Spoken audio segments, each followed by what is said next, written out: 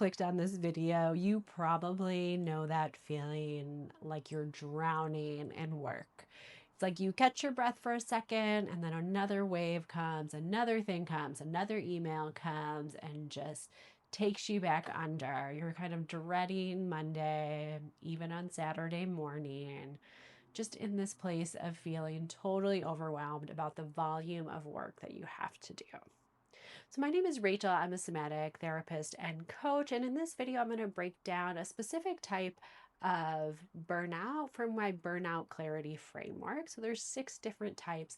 This is the system overload burnout. And I'm going to drop a link to a free quiz I have so you can see exactly what type or which types of burnout you might be experiencing. So you know what strategies and practices you can use to reclaim your energy.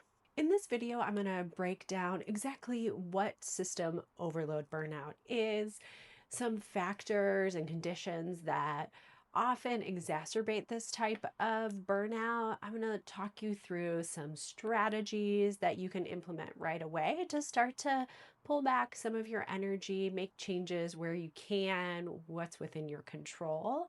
And then I'm going to teach you at the end a few little micro somatic nervous regulation practices. So you have tools you can use no matter how big your workload is to help center yourself and navigate the stress that inherently comes with this type of burnout. So what is system overload burnout? System overload burnout is when the amount of tasks you have, the amount of responsibilities, the amount of emails, Slack messages, calls you get in a day, there is literally no way you could possibly get through that amount of work in a day.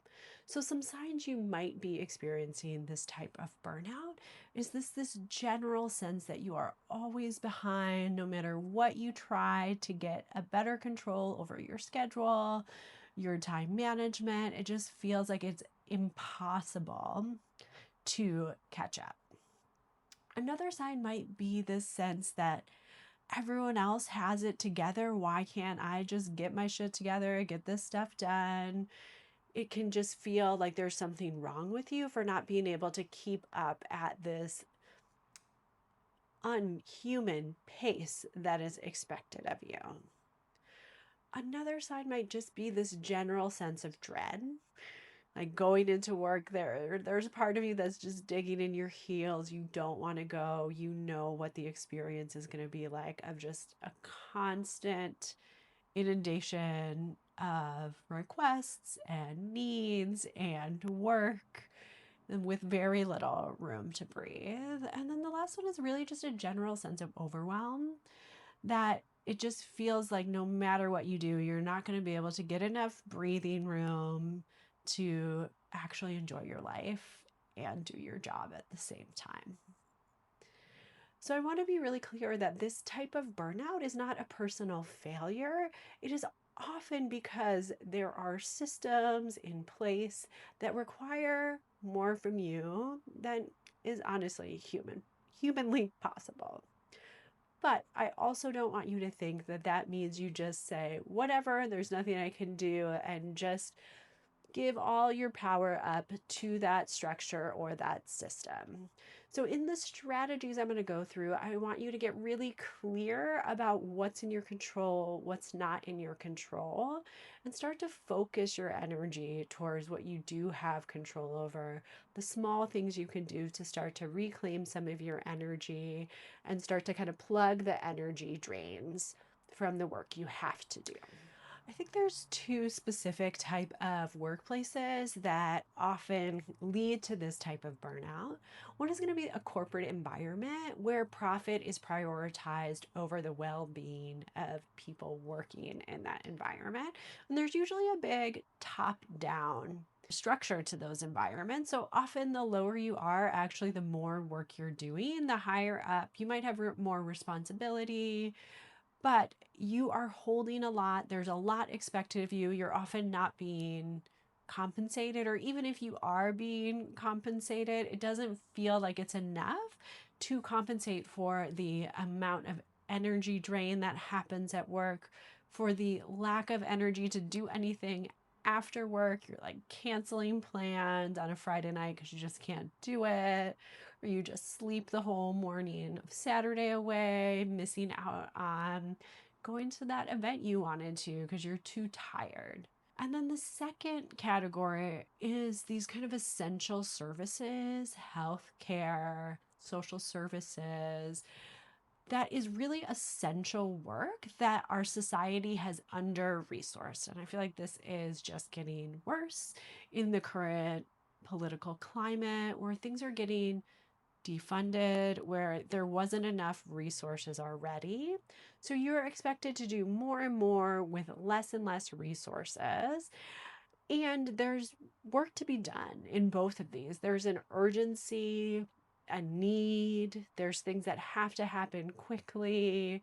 And it's hard to kind of get your head above water and navigate that when actually you are just being asked to hold these parts of a broken system that are not your responsibility, but in a way you're expected to take responsibility for them and do the extra work to make things successful, to make people healthy, to make things operate smoothly, often at the expense of yourself. It's really important to name that part of this is our hustle culture, the productivity culture, especially within the United States. You're often taught that your value comes from what you do, what you are achieving, how productive you are. So there is this kind of uplifting of busyness for busyness sake often. So that then leads to more busyness. Other people are trying to prove how busy they are, and that stress comes to you. And it's kind of a cycle that this just like goes around and around. And again, not to mention that the reality is there's people who are making a lot of money from all of your labor. I'm a therapist. I worked in community mental health and public mental health for a long time. And I've seen also how these therapy platforms have come up. And you are just expected to do more and more to line the pockets of tech companies, big companies that have a bunch of resources, and they're devaluing your work. You are getting paid less and less, so these bigger companies can get paid more and more. And so this is not a personal failing. It is just the reality of living in a system that is really unequal, where certain people are expected to do a lot more of the work, certain people's work is valued a lot less. And then you are kind of guilted about it. You're incentivized to disregard your own needs. You are rewarded for the more you work. So there's all of these ways that it's like easy to get kind of hooked in to the hustle culture, the productivity culture, not just yourself. It's like the energy you're around, the people you're around at work, and it kind of feeds off each other.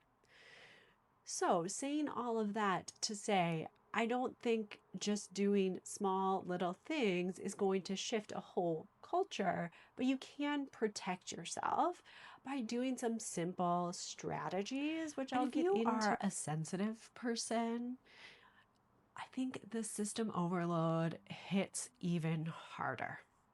You're just have a more sensitive nervous system, meaning the stimulus coming in, the requests, the emails, the constant busyness can take you to overwhelm a little faster. So I think it's particularly important when you have a sensitive nervous system, if you're a more sensitive person, to really find these simple ways to regulate the nervous system so you can not be totally thrown off and just at that place of kind of overstimulation by 9:30 a.m.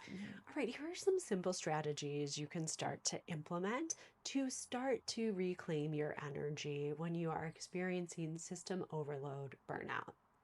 The first one is to name what is happening and start to depersonalize it. Often, these large systems want you to feel like you are not doing enough, so you keep doing more and more and more. When I worked in the nonprofit world, I feel like guilt was a currency that was used. that you should feel grateful. You should feel like you get a chance to have work that's fulfilling. Or in the corporate world that you're contributing to meaningful work. There's all these ways that it turns into a way of getting you to do more and more. You're chasing and chasing and chasing something, but you never feel satisfied. So I just want to name that and be able to zoom out. I want you to see that is more than just you, that these larger systems are at play that are contributing to this experience.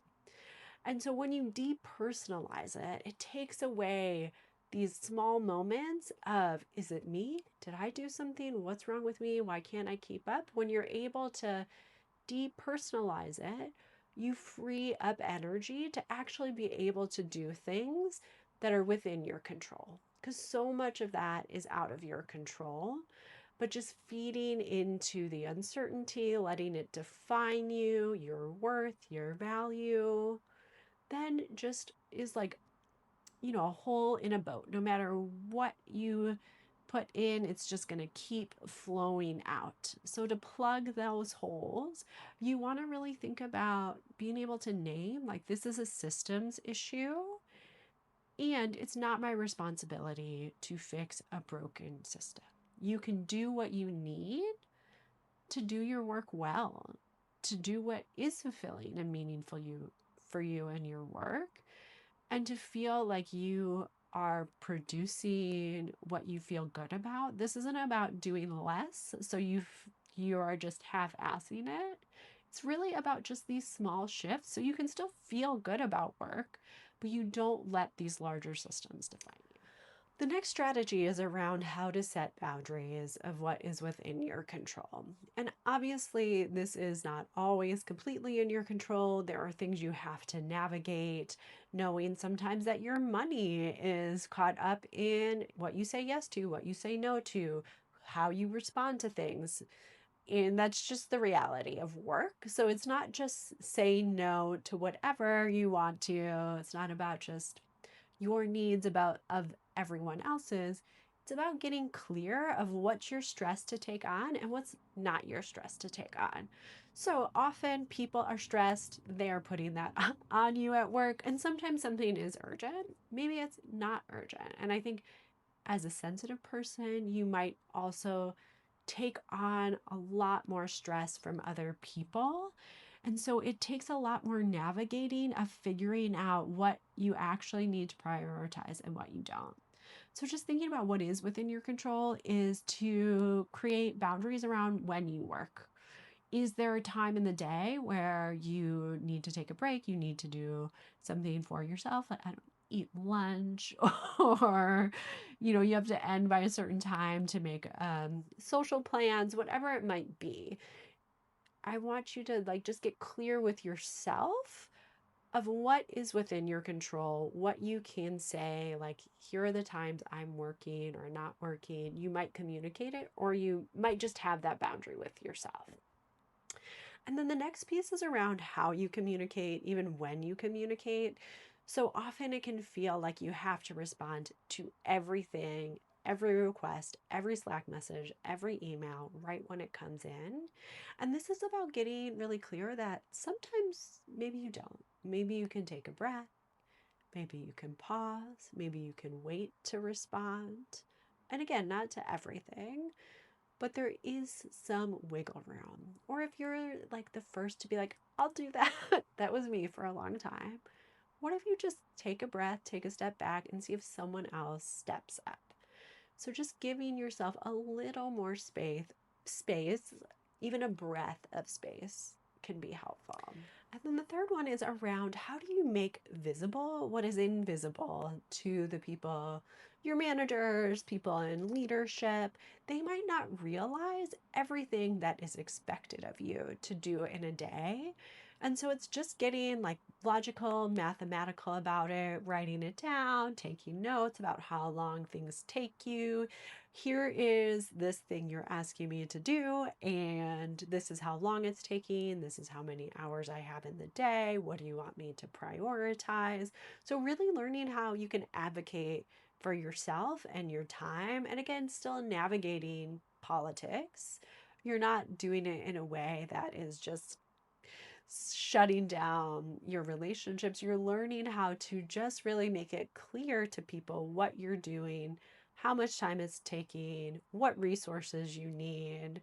So then maybe there are small shifts that can happen. Instead of just complaining about it or wanting them to just know, sometimes you have to make it really clear what you need in order to help take some things off your plate. And then the final one is to kind of build solidarity with other people. Sometimes it can feel like you're the only one experiencing these things. So then you kind of pull away from people. There might be this feeling like there's something wrong with me. But it's important to break through that, because the reality is, if you are experiencing it, I imagine a lot of other people are experiencing it. And so this isn't about just bitching and complaining and gossiping. It is about getting really clear that sometimes when there is a problem, a collective problem like everyone is experiencing, requires collective solutions. So the more of you that are taking notes and getting real about what is possible, what's not possible, you're coming together, the more of you that are saying that, that creates change. So a simple example of this is, Kaiser has had so many strikes, but and just as a therapist, I have known people who work at Kaiser, and just like the expectations are insane, the amount of work you're expected to do in a day. But people get organized there. They go on strike, they push back, and again, it still doesn't fix everything, but sometimes you actually have to get really organized to create change that's not even just going to impact you, but it's going to impact everyone around you. And when everyone around you is less stressed, you are usually less stressed. Okay, so here are some very simple little micro somatic practices that you can use throughout the day to help regulate your nervous system. Obviously, this is not going to take away the sheer amount of volume you have, but it might help to decrease the activation a little so you can be a little more present and grounded as you're fielding all the tasks, all the things. So if you want to try them with me, we're going to start in a seated position. I like this one because you can do it really anytime you're at your desk. And it could be a little more subtle or it could be a little bigger. So depending if you are alone or if other people are around you, you might use this practice a little different. So just finding the center of your spine. So noticing if your weight is forward, if your weight is back, and see if you can bring your shoulders right over your hips. And then just start to sway your body a little side to side. So if you don't want people to know you're doing this, you could just think about kind of rocking your weight a little bit from one side to the other, or even just think about moving your weight to your right foot and then your left foot, but just this side to side motion. And as you're moving, really helping that to feel connected to the chair, to the ground. And then if you want, you can sway in a little circle. You could zigzag. You could figure eight your sway.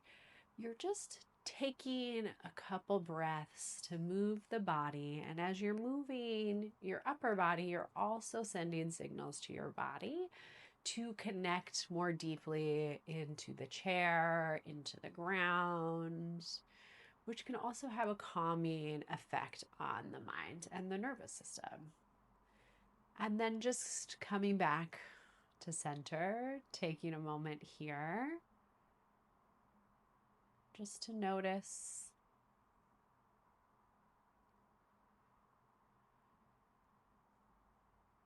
Maybe you're feeling a little more present and focused. Again, it's not like you're going from totally stressed to like blissed out, but it just helps to take the edge off a little bit.